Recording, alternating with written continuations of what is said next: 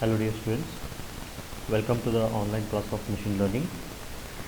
So in the last video lecture we have seen how to construct a decision tree by using ID3 algorithm.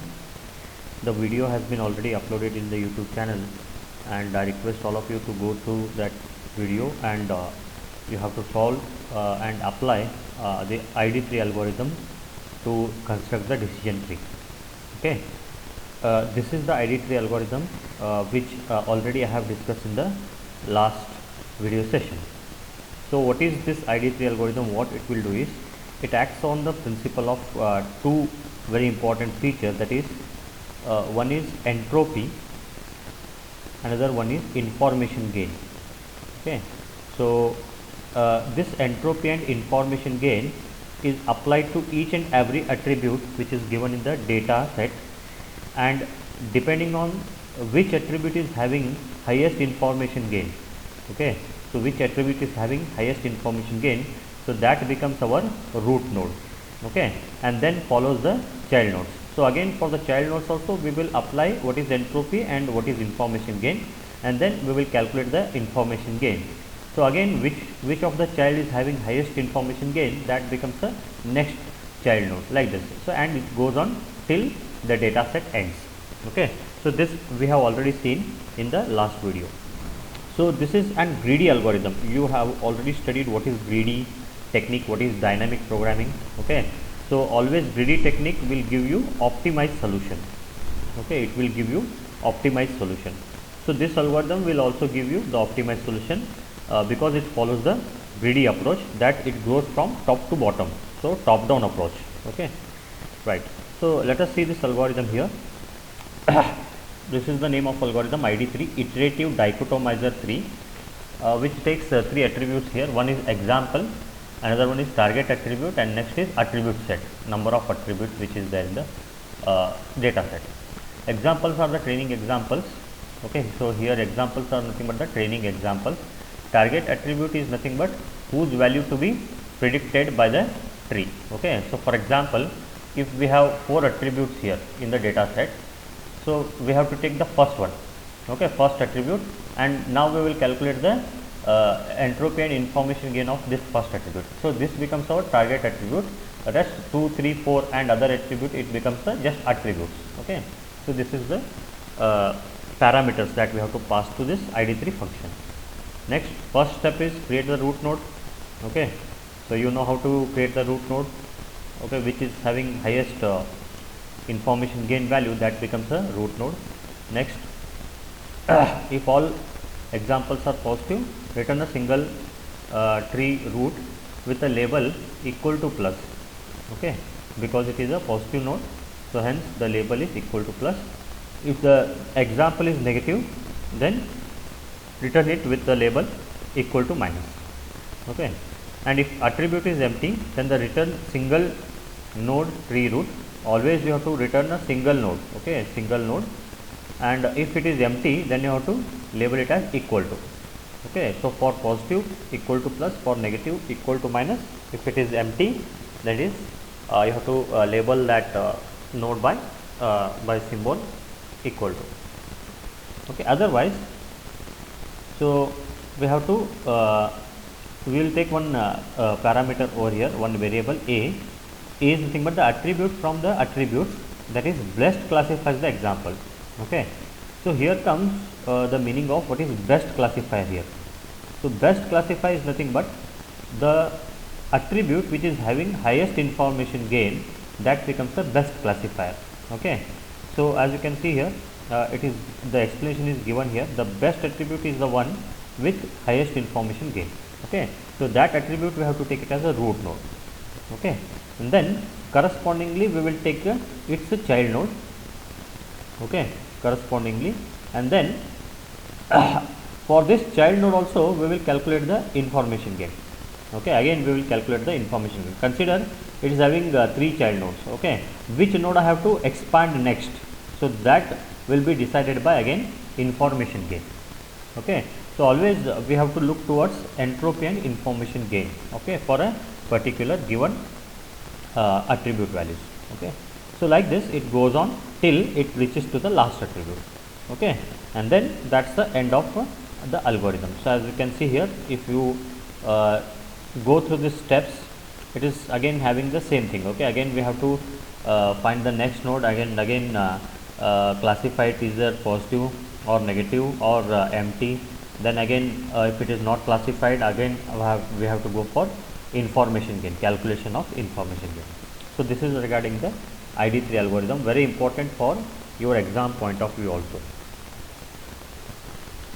So next the another topic here is hypothesis space search in the decision tree. Okay, so how to search the hypothesis in the decision tree learning algorithm. Okay, so as with the other inductive learning methods, ID3 can be characterized as a searching a space hypothesis for one that fits the training example. So already we have discussed this hypothesis space in the previous algorithms like Finder's algorithm and candidate elimination algorithm. Consider this is hypothesis space which is represented as capital H, and many hypotheses are present here. Okay, n number of hypotheses are present.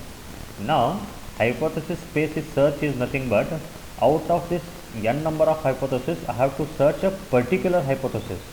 Okay, I have to search a particular hypothesis. Consider this is my hypothesis. I have to search this particular hypothesis which best fits my training example. Already we have discussed about best fits. Okay, what is best fit in previous videos. If you want, you can go through the previous videos and you check it what is best fit. Okay, so if this best hypothesis, consider I will name it as H1, small h1, this will be h2, like this up to hn, n number of hypotheses are present in the hypothesis space. Out of that, I have to search a particular hypothesis which will suits or best fits my training example. So that is called as hypothesis space search. Okay, so here in the ID3 algorithm that we have already seen, so we have one approach for the this hypothesis space search, which is called as hill climbing search. Okay, very important. So we decide the nodes or the root nodes by using one of the approach that is called as hill climbing approach. So you know hill climbing approach. So always it starts from the bottom, okay, and then goes hill climbing, okay, here, then goes here, so then goes here. That means always first we have to search for a general hypothesis. From general again, so this is nothing but simple, right? General is nothing but simple.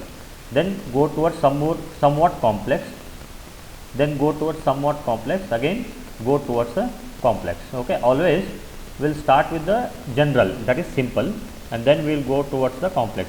Everywhere it is there. Okay, so always we start with the simple things and we will end up with the complex. So here also ID3 performs the same thing. So first it starts with the simple example and then it will move towards the complex. As you can see here, the hypothesis space search by ID3 algorithm is the set of possible decision tree. Okay, ID3 performs a simple to complex hill climbing search, as I said, through this hypothesis space, beginning with the empty tree. That is simple, right? Empty tree calculation is very simple. So then we have to progress towards the n number of root nodes. Okay, so simple, start with the empty, then go towards somewhat complex, then somewhat complex, then go towards the complex state. So like this. So hence this is called as a hill climbing search. So this will show you what is hill climbing. As you can see here, first we will start with the empty tree, nothing is there. So we have taken one root node. So for that root node, this is the child node. So one example is positively classified, second example is negatively, third attribute is positively classified. Like this, again we will split it. Okay, this is simple. Now it becoming somewhat complex. Look at this. Okay, again we have to split it. Again one more node will be the root node for that. Again child nodes. Okay, for that again we have to decide whether it is positive or negative. So same thing for this node. Look at this. So it goes from simple to complex. Okay, so this is actually hill climbing is upwards direction, but here it comes like a downward direction because it starts with the simple and it goes into complex state, hence it is called as hill climbing. So what we will do here, we will again measure the information gain, right? Okay, so next there are certain limitations of this ID3 algorithm that we have to go through in the next slide. So in this ID3 algorithm, it's a space search and search strategy. We can get some insight into capabilities and limitations. Okay, there are certain limitations, as I already told, that we will discuss it in the next video session. So let us see what is the capability.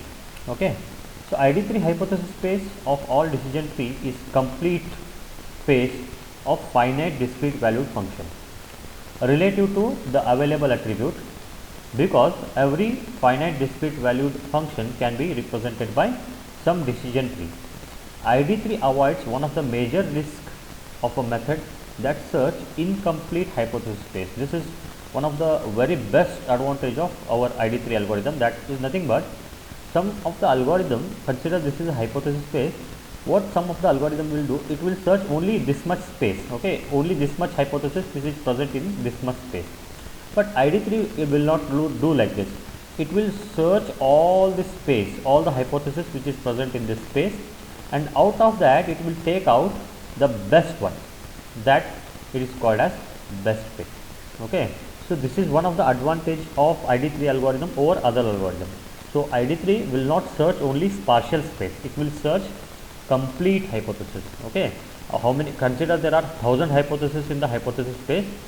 It will search all this hypothesis and it will select the best one which is best used for our target function. This is capability of ID3 algorithm. Second capability is ID3 maintains only single current hypothesis. Okay, it will not take all the hypothesis, it will maintain only current best hypothesis, single hypothesis which is best one. But whereas as you can see, candidate elimination algorithm in the version space will get n number of hypotheses, okay, which is a set of many hypotheses are there where it becomes complex. But here only single hypothesis is maintained, hence it becomes very easy to maintain or to decide whether the tree will go in this direction or not, okay, or whether the tree grows in the correct direction or not. Next, by determining the single hypothesis, ID3 loses the capability that follow from explicitly representing all consistent hypotheses. So again this is a drawback. Okay, so because it maintains the single hypothesis, it may lose some of the best hypothesis, consistent hypothesis. Okay, so for example, it does not have ability to determine how many alternative decisions, look at this, because it is having only one hypothesis, so no alternative decision trees are present. Consider for one example, this is a decision tree. There may be exist a alternate tree which is also very good, but it will show only this because it maintains only one hypothesis. So this will not be shown to you. So this is the disadvantage or limitation of our ID3 algorithm. And next, ID3 in its pivot performs no backtracking, okay, in its search. So you know what is backtracking in the algorithm. It will not go back and it will correct the root. So once it grows from top to bottom, it will not come back and it will correct the nodes. Okay, this is, it will not do that backtracking.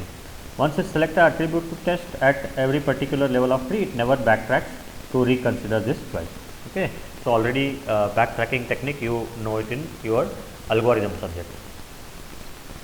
Okay, so in this case, ID3 locally optimized solution corresponding to the decision tree, it selects along the single search path explored. Okay, single search path explored. So ID3 uses all training example at each step in the search to make statistically based decision regarding how to refine the current hypothesis. So the advantage of using statistical properties of all example, okay, we are using statistical properties, that is for example entropy and information gain. So is that the resulting search is much sensitive to error in individual training example. Okay, it is less sensitive to the error. What is less sensitive to the error means? Less error are possible, less number of errors are possible. So less number of errors means it is very good, right? Less number of errors are possible. So ID3 can be easily extended to handle the noisy training data also. Okay, so which is also very important. So some of the algorithm will not handle the noisy training data. What is noisy training data? Noisy training data is not correct data. Okay, not correct data, not perfect data. but ID3 will handle this noisy training data by modifying its termination criteria to accept hypothesis that imperfectly fits the training data. Okay, it can also handle the noisy training data. So this is regarding the limitations of and some of the advantage capabilities of ID3 algorithm. Okay, thank you.